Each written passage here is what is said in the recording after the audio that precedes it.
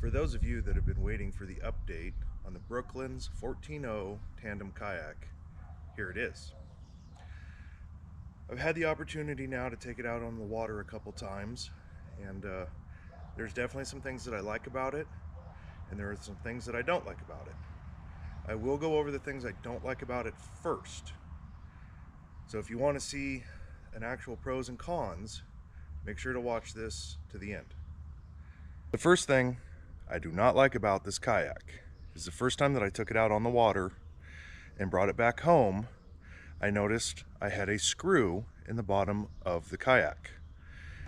And I went through, and every single screw on this kayak, whether it was a Phillips head or an Allen, and there is quite a few, every single one of these were loose. So the very first thing that I did was go through and tighten every one of them. I'll see how well they stay tight. It could have been it was a hot day, the plastic got soft, the vibration, maybe that was it. Maybe I might have to go put a little bit of the medium grade Loctite on them. I'm not sure, but they were all loose. The second thing that I do not like about this kayak, if you look, this seat, which is the back passenger, is as back as far as it can go. Looking straight down, this bar is limiting this from opening. This is your dry storage. Now you can bend it and try to get past it, and you can get into it. But when you're actually sitting in that chair and you try to get into that dry storage, it is extremely hard. Now, I'm not going to knock them on that. It's just things that I've noticed that I don't care for. If Brooklyn watches this, you guys can keep some of these in mind.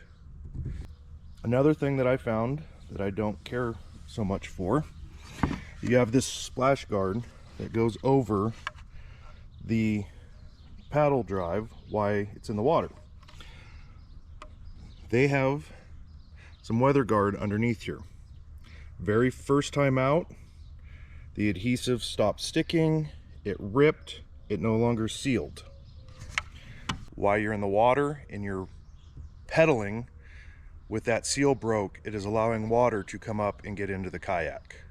Pretty easy fix. You can go down to the hardware store, you can buy some new, maybe a little better adhesive. I'm not saying it's hard to fix, I'm just telling you what I've found that I don't like.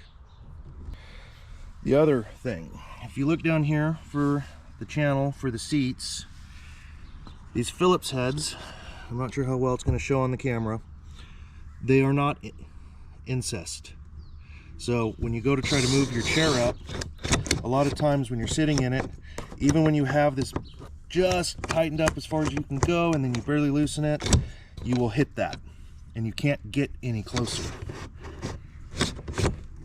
And as you can see, I still have room there, but I'm bottoming out on this side. That is as close as this seat will go. Now, is that far enough? I'm 6 foot, so that'll give you a reference. If I was shorter, pedaling this would actually be kind of hard, because you want full range while you're pedaling, and at 6 foot in the back all the way up, I am just right at full range. Shorter legs, you're probably going to struggle a little bit. Another thing that I have noticed is the ropes that they use for steering. The first time I took it out, I put them on, tried to steer. I could only really steer to the right, I could not steer to the left.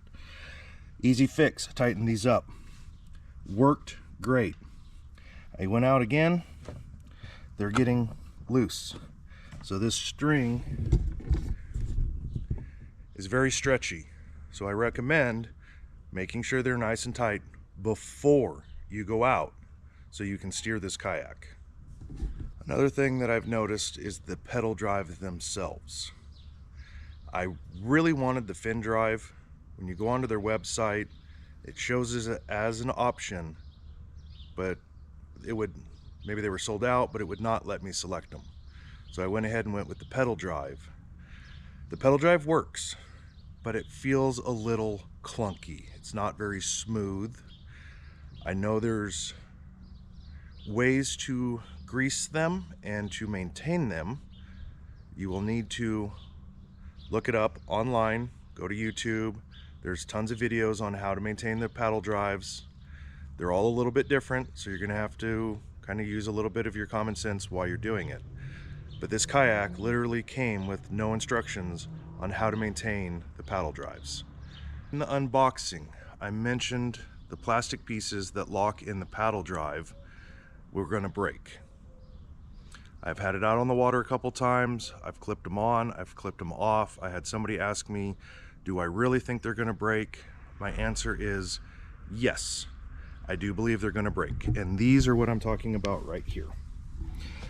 They're plastic. You push them out, they bend up and over to lock them in. And then you push on them again to unlock them. I think they're going to last a year or two, but they're going to break because of the way the plastic is formed. I can see that it's going to have a weak spot and it's going to break. Now, is there a better way to do it? I don't know. I'm not their engineers, but just be in mind, after a couple years, they're probably going to break on you, especially being out in the sun. The sun is horrible on everything, including plastic. They're going to break. The other thing that I found that I don't necessarily care for on these is the way this pedal drive locks in here. In the back, it's not as bad, but in the front, because the kayak narrows, when you put the aftermarket fishing pole holders on, if you have any decent length of pole, the way the pole comes in, it makes it almost impossible to try to paddle this while you're fishing. Like I said, in the back it's not as big a deal, but when you're in the front of the boat and you're trying to paddle with fishing pole holders, the way the poles have to come in, they will get in the way of you paddling. I think if you got rid of the actual pedal drive and you had a fin drive, or you're just going forward and back, it might be a little bit better than going around, but I don't know, because I wasn't able to get it with the fin drive, only with the paddle drive. Now on to what I actually like about this kayak. The Brooklyn 4.0 is one of the only sit on top, pedal drive, or fin drive kayaks that you can get that is tandem.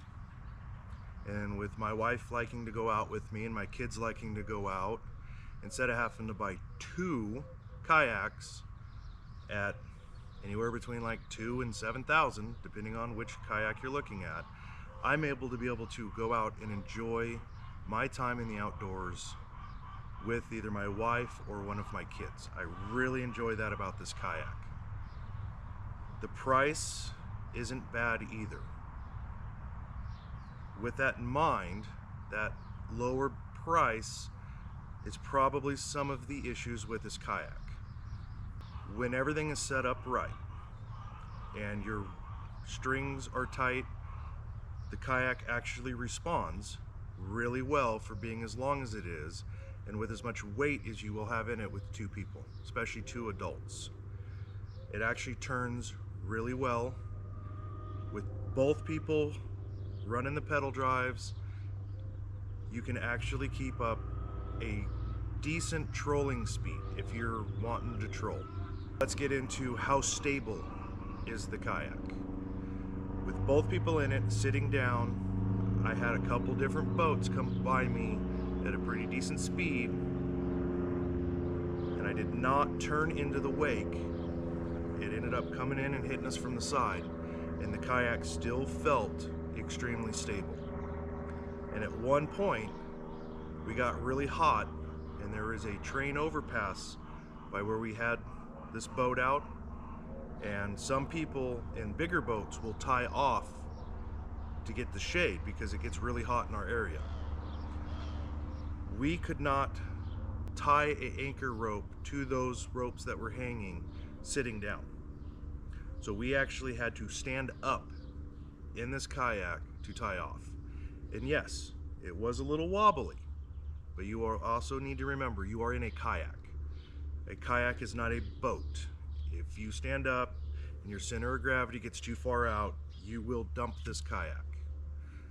Did I ever once feel like it was going to go over? No, I didn't.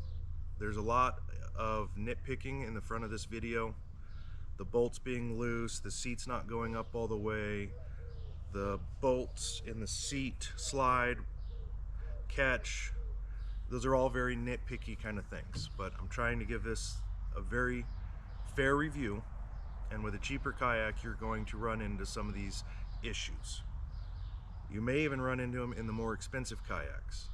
But with all of that said, would I buy this kayak again for a beginner tandem? Yes, I would.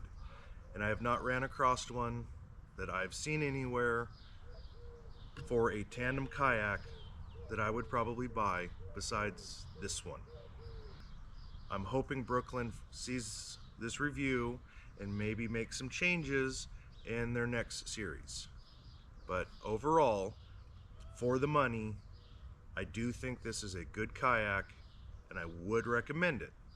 Just keep in mind that you are going to have some little issues. You're probably going to need to tighten the bolts after a couple different trips out, even including the very first one. You might even need to end up putting some Loctite on them. Hope this video helped you guys, and if you like this video, please like and subscribe, and I will continue to do updates on this. I try to always acknowledge comments, especially if they're positive. If they're negatives, I'm not going to do it. I'm not going to waste my time on negative comments. I hope you guys enjoyed it and have a great day.